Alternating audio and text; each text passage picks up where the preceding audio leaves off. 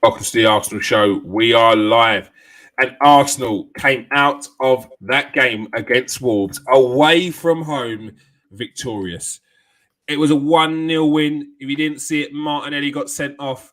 Steve got the correct score of 1-0. Con and Jerome went for 2-0. But, I mean, I'll take that 1-0 win all day long. I'm joined by my co-host, Steve K. How you doing, Steve? Yeah, how you doing tonight, mate? How you doing? All right. So give us your thoughts on the game first before we go into the player ratings. Yeah, I mean, it pretty much went how I thought it would go. To me, there was very little chances, and the ones that there was, there was either shots from out the box or there wasn't clear cut, and I thought both centres, of the defences played very well tonight. There was that midfield battle like I thought it would be. I thought that it was a difficult game for both forwards tonight, and I thought it was always going to be. It was always going to be. I think it was going to be like an odd goal. I thought that, and that's what it was. And luckily it was to our side. Mm-hmm. I mean, it weren't one of the connoisseur performances, but it was a massive win, an enormous win. We're not playing there until, not this week, the following. So it was important to get 3 points because, the teams around us are, they're going to be playing more games, not only the weekend, but also, in the midweek. But massive 3 points, massive win. There's a few things now that talking points that maybe we won't get to do in this show tonight, but we could probably bring up on the Arsenal show on Tuesday, so don't miss that. Yeah. But yeah, a good win, over the moon, happy, 1-0 away to Wolves, a team on form. Fantastic. All right, we are going to be joined by Con Marble Halls in a second. He's dying to get on and have his say.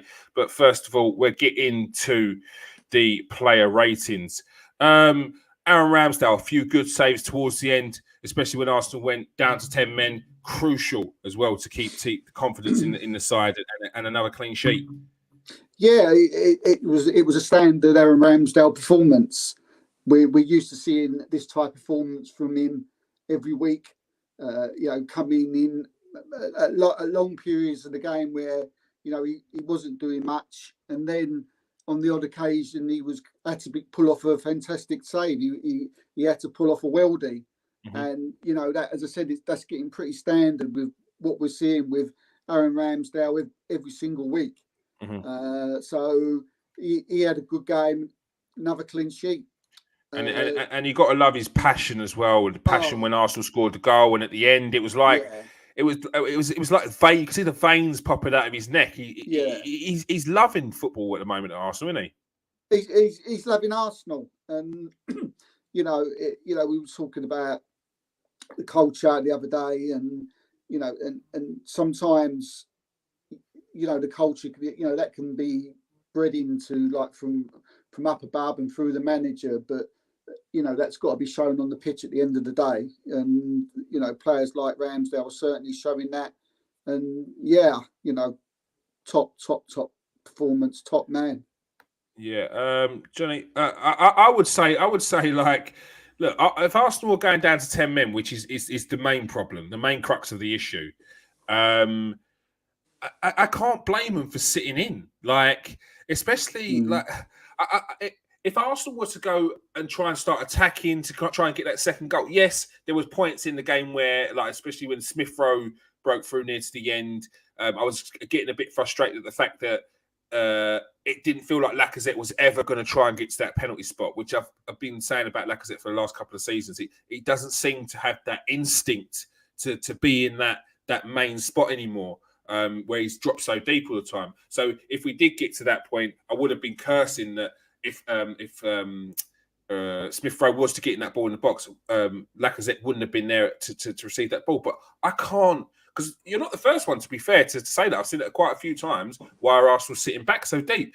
But it's understandable when you're down to 10 men against a team who are currently breathing down your neck to try and get into that full spot as well. Like, it's it's squeaky bum time, mate. 15 minutes, 10 minutes left of the game to go. I park the bus. Park the bus. It's different if Arsenal have got 11 men and they get that goal and then they sit in. That's frustrating. I get that. I've seen Mikel Arteta waving them forward to get forward. And I don't see us doing that anymore as well, because I felt like that was a problem where we didn't have much self-belief. But we've gone past that now. And to even get 3 points against Wolves with 10 men, I think is great. Yeah. All right. So what'd you give Ramsdale? I'll give Ramsdale an 8 tonight. Okay, an 8 for Ramsdale. Yeah, I liked his save at the end when he was kind of out and pushed it over the bar as well. Fizzing shot in. Gabriel with a goal. What are you giving him? I thought Gabriel was excellent tonight. I just thought he was, he's throwing himself at everything. He was winning everything in the air. He like you just said, he's gone up and scored the goal. Last few games, I've been a little bit critical of Gabriel, but not due to that he's played, so he's playing bad in those 2 games, just due to the fact that he's just not played up to his standards of who Gabriel is. So it wasn't sort of a knock on the guy. But tonight he was fantastic. As I said, winning every ball. You've got that. Feel safety now. And I know Johnny was saying there that why are we sitting back with 10 men? And I think what as well, Johnny, is the fact that I think we feel safe. I think we know we can defend with 10 men. And if you're going to go forward, then you're going to get caught. Then you're in trouble. But this ain't the first time now we've had to defend with 10 men and win a game. And it seems that we're getting used to it, and it seems that we're getting good at it. So yeah, but I thought Gabriel was excellent tonight. I give him a 9. Oh, so does Johnny. Johnny gives him a 9 as well. Nice one, all right. Gabriel with a 9. Benjamin White. Again, the same. I thought he was excellent. Still can't see why people can ever go at him. I would never understand this. Why certain members of the fan base seem to pick him out as someone who's a bit of a scapegoat. But I thought he was excellent tonight. I thought he was excellent next to Gabriel. I think they're a fantastic partnership. And when Gabriel plays well, White plays well. When White plays well, Gabriel's plays well. And ever since they've got that partnership together, we've had a fantastic centre half partnership. So very rarely we come in here after a game and having a go at one of these players. They've had a bad game because they've just you could always when we do these ratings, you could almost say like Gabriel and White. What's your marks? Yeah, it's Gabriel White. It is, and it's a back 5 now as well. It's like Gabriel White, Tomiyasu, Tini, Ramsdale. They're all getting high numbers. They're all getting good numbers, but especially those 3, Gabriel White and Ramsdale, are just they've built up a partnership and a togetherness, which is it's the best I've seen in years at Arsenal, which is really good. Yeah, I give Ben a 7, but he was excellent tonight. All right, Ben White 7. Kieran Tierney. Yeah, I thought Kieran Tierney was he got better as the game went on. Kieran Tierney, I think early in the first half there was a couple of times where he was Podence was causing him problems. Podence kept going. I didn't know where he was. Podence was going right. Podence is one of those players who I don't know. He's under the radar, isn't he? He's never really gets spoken about as one of the better in the Premier League, but he's one of the best wingers I've seen in the Premier League over the last couple of years. He never really gets spoken about, but every time Arsenal seem to play him, especially it feels like he is tenacious, he's pacey, he's strong, he's got low centre of gravity. He's just dangerous. He's just constant danger. Yeah, definitely. But as I said, as time went on, Tierney got better and better as the game got deeper into the second half. And in the end, I thought Tierney was excellent again. So I got to agree with Johnny there. I give Tierney a 7. All right, Kieran Tierney gets a 7. All right. Granit Xhaka. Yeah, good, solid performance. Got his standard booking, so everything was closed in the office. So that was great. But yeah, he was well tonight. We're a better midfield than Granit Xhaka's in it. He just needs to. Obviously, we know what he's got to do. He's just got to curb sometimes. But he's always going to get a booking off Granit Xhaka. You're going to have to expect that. But I thought he played really well tonight. Didn't do nothing. Of standout material. He just sat there in that midfield and he did his job. And he didn't let the midfield players get going at Wolves, which is what I thought at the beginning of the game was was going to be important to the scoreline at the end of it. So yeah, Granit, it's good to have him back. I'll give Granit 7. All right, Granit Xhaka gets a 7, and we're joined by Con Marble Halls. How you doing, Con? What's happening, boys? No, mate. All right, before we go on, what was your thoughts on the game? 1-0 victory against Wolves, tough game. Martinelli getting sent off. We'll get onto that in a minute, but overall, good victory. Good result, mate. Good result. That's exactly what the doctor ordered. Heart racing as usual, but what a 3 points, especially with all the teams around us dropping points. I mean, it's exactly what we needed, and morale boosting win to sort of go into February. Yeah, definitely. All right, we'll start with you. The player ratings right now. We'll start with Thomas Partey on you. On me? Yep. He was I reckon he was like a 5 or a 6. I don't think he had a very good game. Do you? I'm not giving the ratings, mate. This is what you two are here for. I'll go 6 because of the result. Yeah. Steve, what's your thoughts on Thomas Partey tonight? Yeah, I thought Partey was solid. He had a shot, which I wish he wouldn't do, but he had another one. But I thought he was solid, and just like what I said before, then with Granit Xhaka, we're a better football team when Granit Xhaka and Thomas Partey are sitting in that midfield, without a doubt. And did they win the midfield tonight? Yes, they did. Partey didn't really give the ball away. He never done anything fantastic. He just done his job. They done their job. What Granit Xhaka and Partey really, for me, should be doing and winning midfield battles. Yeah. And for me, they won that midfield battle tonight. So yeah, I'll give him the same as what I give Xhaka. So that was 7. Con, was you expecting much out of the midfield tonight against a tough Wolves team? Well, what was you expecting? The other night, when we done the Arsenal show Tuesday, I said that the game would be won in midfield. Whoever controlled the tempo.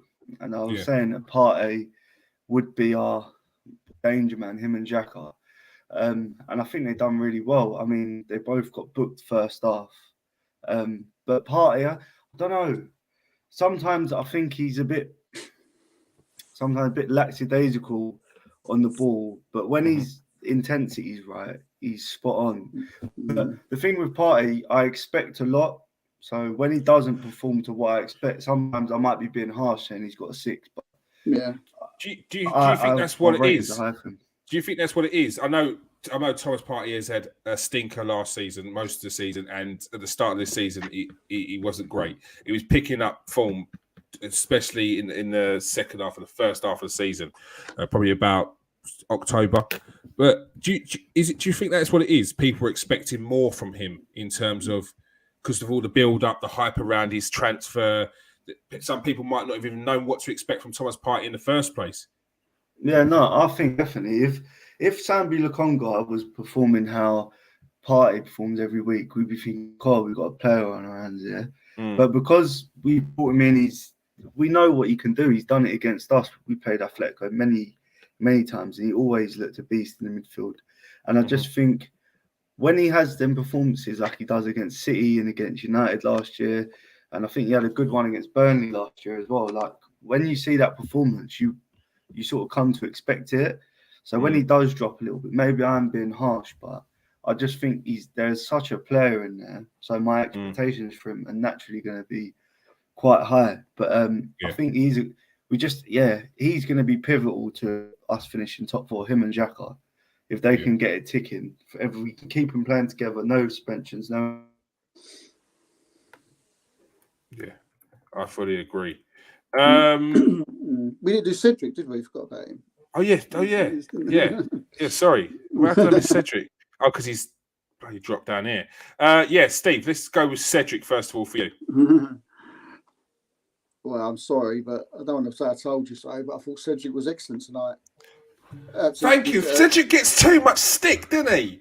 100%. For a backup right back. Mate, me and you have been behind Cedric all the way through. Honestly, he's a bit stiff. We've called it. This guy's one of the best Portuguese right backs in the last 10 years.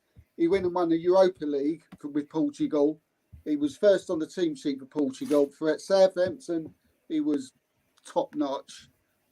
So I don't get it. I'm sorry. I don't get it. I don't get where people on the Cedric's not a right back and he's load of rubbish campaign. So sorry. Paul Cedric was absolutely excellent tonight.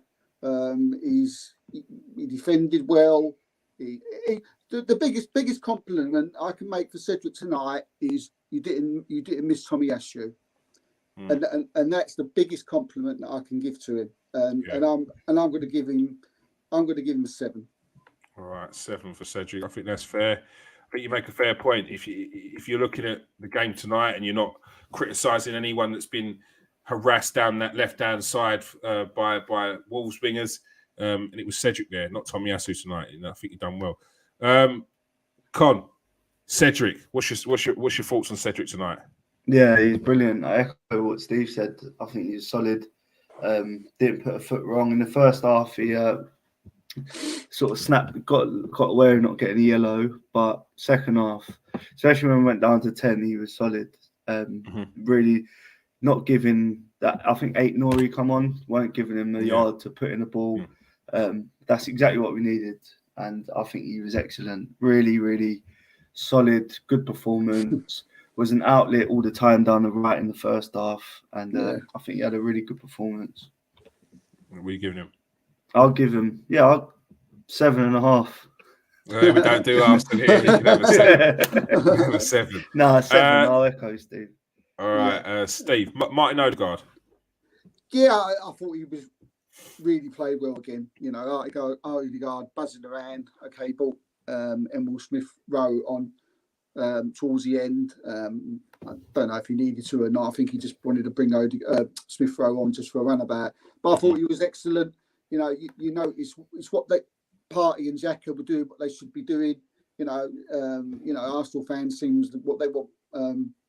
They want them two players to be Kevin De Bruyne and Jack Grealish, I think, and those two. But you know what they do, they win the ball, they win the midfield, and they pass it off to Martin Odegaard, and he does his stuff. And he was popping it, and he was looking dangerous. And even if he's not making chances, even if he's not putting balls through, you've got that feeling that something could happen from him any minute. So yeah, I thought he was good tonight, and I give him 7. All right, Con, what you giving Martin Odegaard?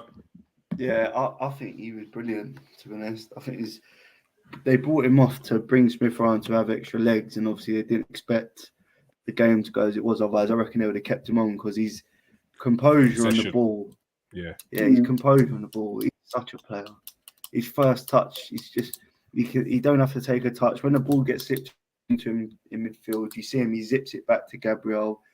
Just a real nice player to watch on the ball. And I think he's been a brilliant signing and exactly what we need in the midfield. Someone who can put him on the ball in a bit of pressure, and he just takes all the weight off his passing, doesn't he? And I just think he's brilliant. He's exactly what we've needed for years. And I'll give him an 8.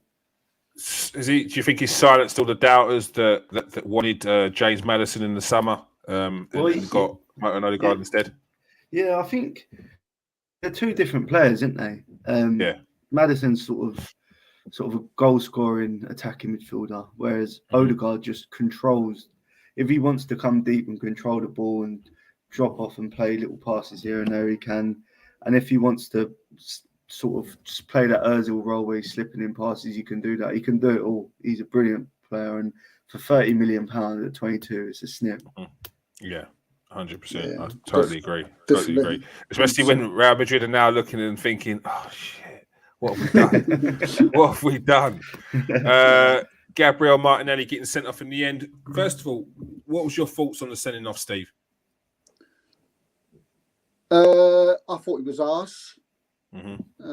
I thought the first one was harsh. You know, and Never it was never yellow. And so, but again, but on top of that, right? If the play should have been stopped there, right? The play should have been stopped at that there. That's a free kick, and that's a yellow card. Yeah, then you stop the play. Yeah, because as far I might have proved wrong. You probably will prove me wrong. But as far as I was concerned, the ball went out of play. Yeah, and the geezer threw it in onto the other guy, and then he chased down the bloke, and then he done another foul. Well, if it's gone out of play, then the play should have been stopped.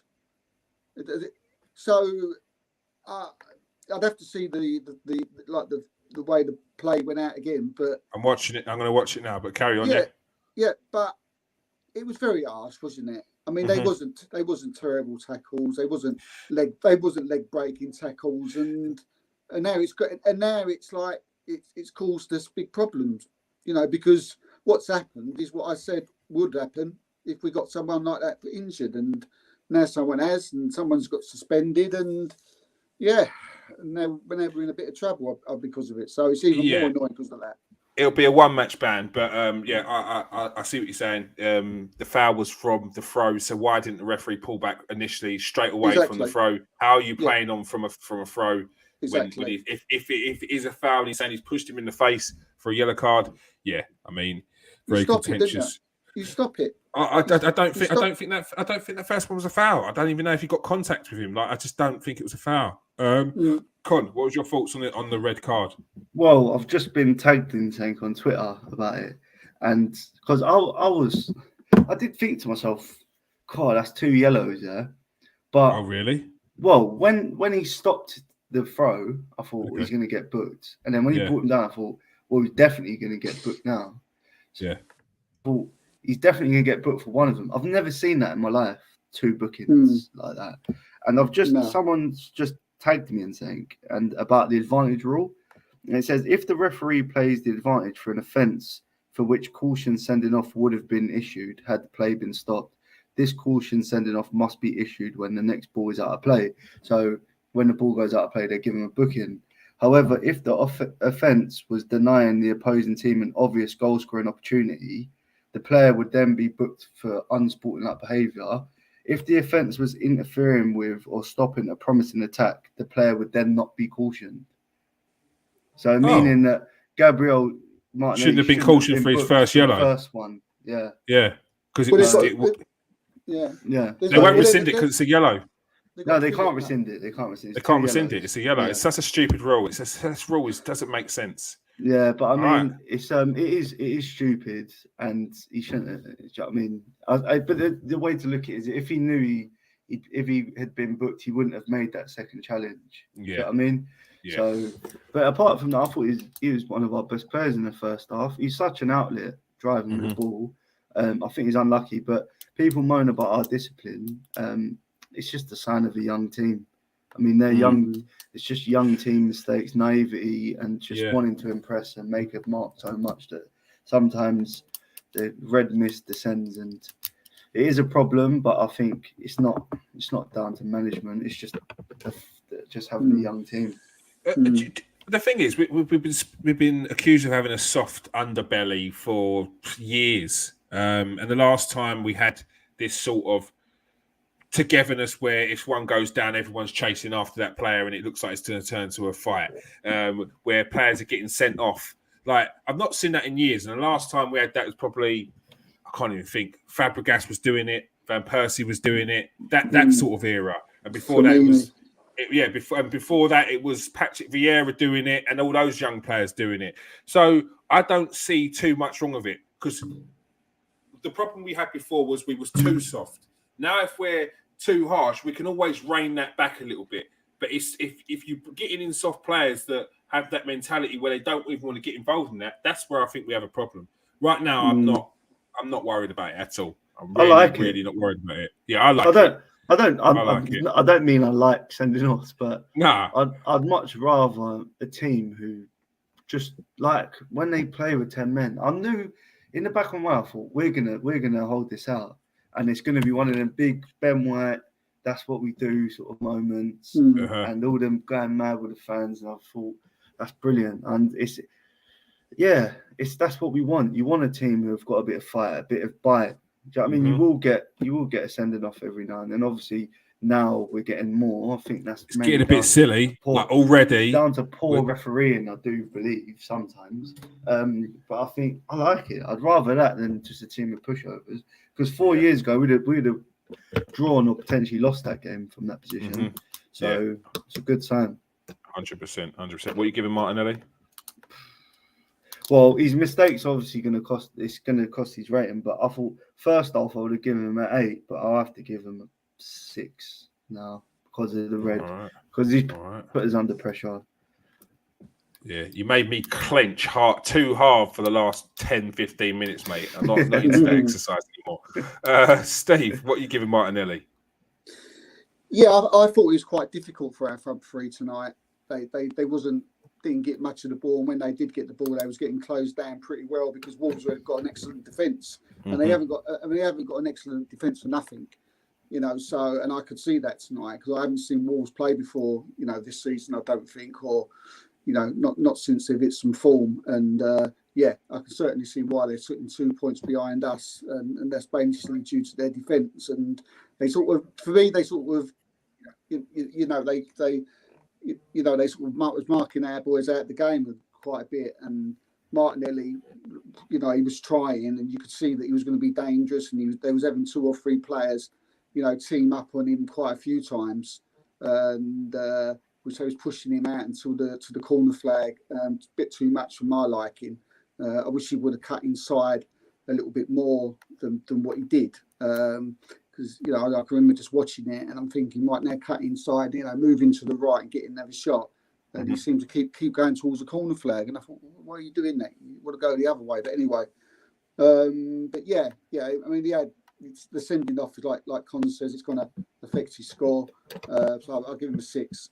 All right, he gets a 6. Before we go on, please smash that subscribe button, people, and hit that like button as well, so the algorithm knows that you're enjoying the show, as we say.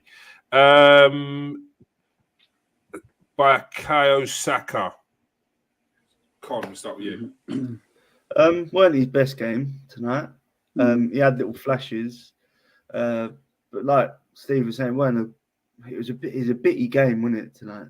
Very sort of fouls here and there, just breaking up play. There weren't no phases of play where we looked really sharp. There was little patterns where we looked quite sharp, little one-touch passes and stuff.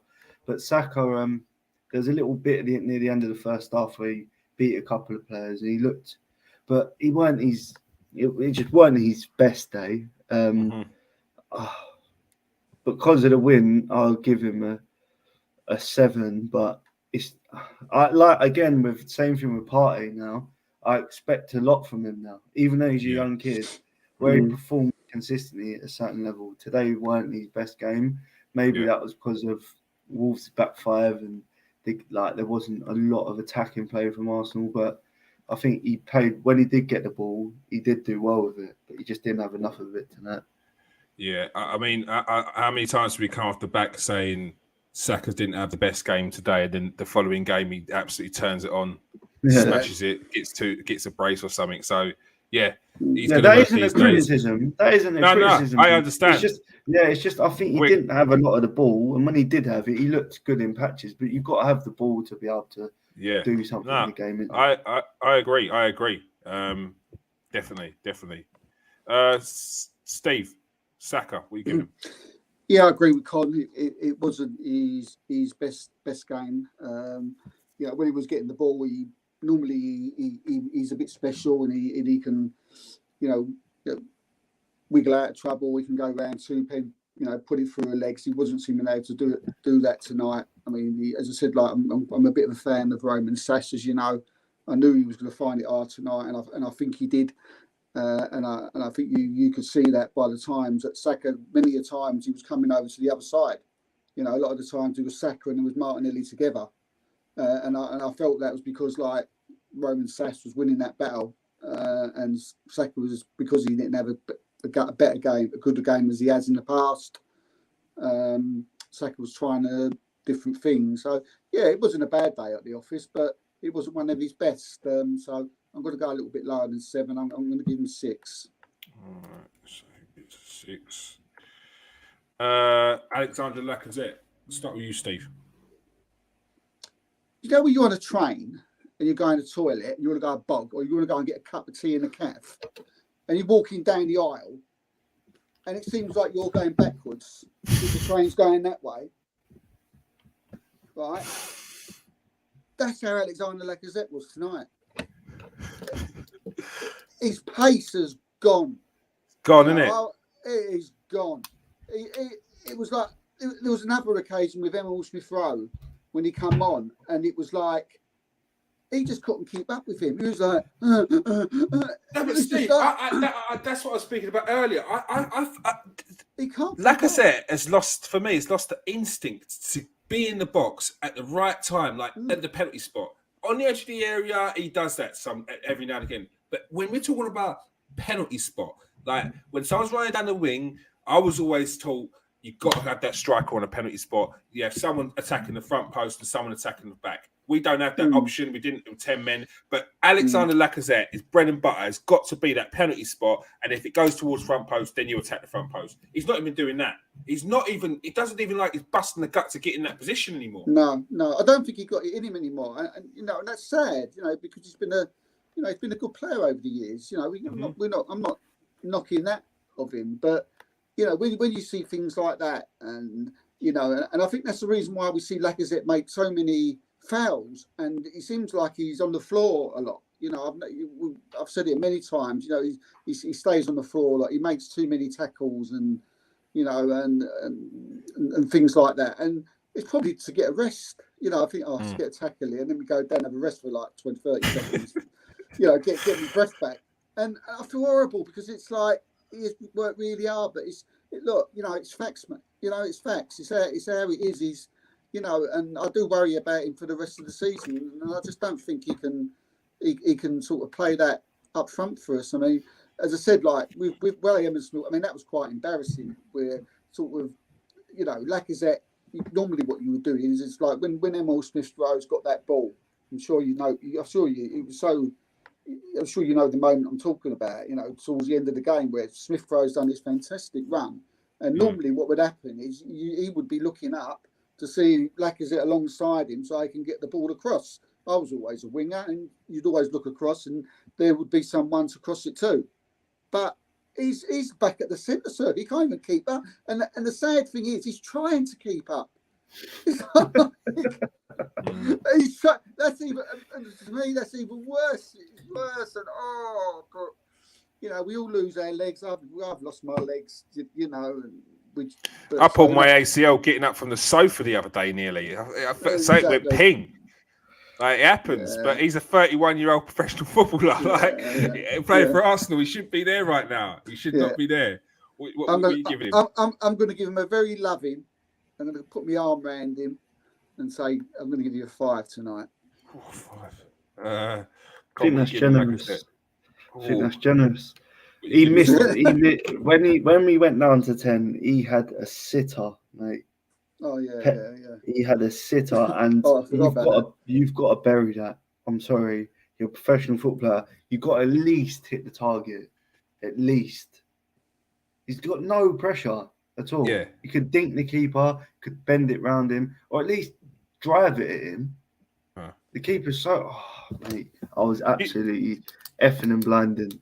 Do you think that we or people out there to try and justify the fact that of these sitters, when we talk about like sitters, open goals that we've seen over the last 2 years from our strikers, do you think people try and justify that for the fact that they've not had many opportunities on goal in general? No, Thank you. You can't do that. I can't. Thank I ain't you. having that. You're a professional football player. You get a good striker. You get one chance. You finish it, and that isn't even a snatch that chance that I'm talking about. That is, he took a touch, set himself, looked up. He's got the whole goal to aim at. It's just the keeper to beat. Good angle on his right foot. Everything's perfect. You just got to finish it, or at least hit the target. If he's hit the target, the keeper saved it. There's nothing you can do about that. But you can't. That's the difference. Because if we would have gone on to draw that game, that would have been the difference between potentially getting top 4, missing the goal. Luckily, we've managed to hold it out defensively. Yeah. But if that falls to, even I hate to say it, if that fell to Aubameyang, he's probably finishing that. Let's not go back into the Aubameyang thing. Yeah. You mean? I just remembered the one you was talking about as well. I just watched it again where he's got to open up and pass it past the goalkeeper. He's got the whole. He's just gone down to 10 men. Just gone down to 10 men. Yeah. And he's been played through, scored out. It's game over.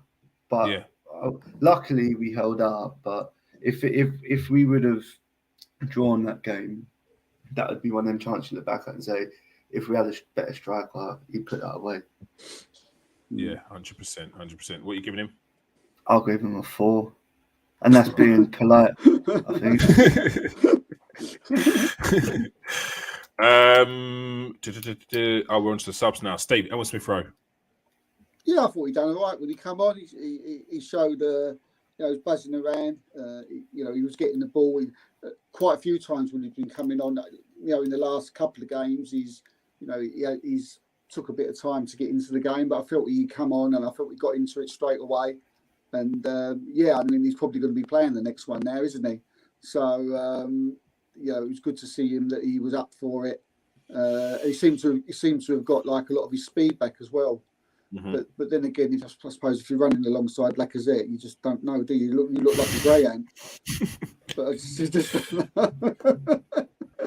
But no, he done all right tonight. So I can't give him a massive score because he weren't on for long. So I give him 6. All right. What are you giving Smith-Rowe, Con? Yeah, I'll go same score as Steve. He weren't much he could do really, was there? He's just running channels and he tried hard and he won a couple of fouls late on in the game that broke up the play. So he done what he could do. But like Steve said, he didn't have enough of the ball to do anything really. So I'll go the same. All right, Rob Holding. I thought he done all right again. Every time he comes on, he never lets us down. And I hope, sometimes squad players are just as important to tie down as in contracts as players that are on the pitch, because you need, if you get injuries and suspensions, especially like we seem to do all the time, you need decent squad players. And I think Holding, I don't know what contracts he's on, but I'd get him signed up straight away. I thought he was excellent again. He never lets us down. Whenever he comes on, whenever he plays in a cup match, although we didn't get that far, he never lets us down. He plays well. I thought he'd come on tonight. He seems to, wherever he goes up next to, if Gabriel comes off or if White comes off, or he slots in, and which is very, very reassuring. To come in the middle of the games and just play like a game as if you're you've started from the beginning. So. Yeah, I'm beginning to be a bit of a Rob Holding fan over especially this season. So yeah, I'm going to give Rob a 7 tonight. All right. Rob Holding seems to get pelters before he even gets on the pitch and goes silent afterwards. Con, what's your thoughts on Holding tonight? It's my man in the match, mate. I'm not joking. He was top-notch, wasn't he? He won 3 out of 3 aerial duels. I'm not going to start going stato on everyone. He won 3 out of 3 aerial duels, and he made 9 clearances. And the closest player to that was 6. And he's only on the pitch for 20 minutes. When he come on, he won every single. That Jimenez is such a danger. Where every ball that come in, he won important block clearances. When that Coutinho geezer had a header and he cleared it. Just exactly. He was a danger, weren't he? Yeah, their right winger. Yeah, he was, and I thought he'd come on and he just shored it up. Like Gabriel could cover the left, he was in the middle, and he won everything. I see Simon said they're 5. I don't know what game he's watching, but it was absolutely. He come on, he was colossal, mate. And listen, you don't usually say that about Rob Holding, but I'll give him his due. He come on tonight, and he was brilliant, absolute rock. And you heard him even when he's on the sidelines. I remember Martinelli had a little run down the wing, and he was warming up, and you hear him sort of encouraging, going, "Well done, Gabby." And I thought, yeah. And then when he come on, and then he sort of organised everyone. Ben White, Gabriel, he was telling everyone where to go. And I thought he was my man of the match, honestly, for us. He's a proper club man, isn't he? Footballers will understand what I'm talking about when you say club man. He's on and off the pitch. He's giving it. He'd probably one of them players that run over if it started kicking off. He's getting involved. He's one of them. He's one of them that you got to keep.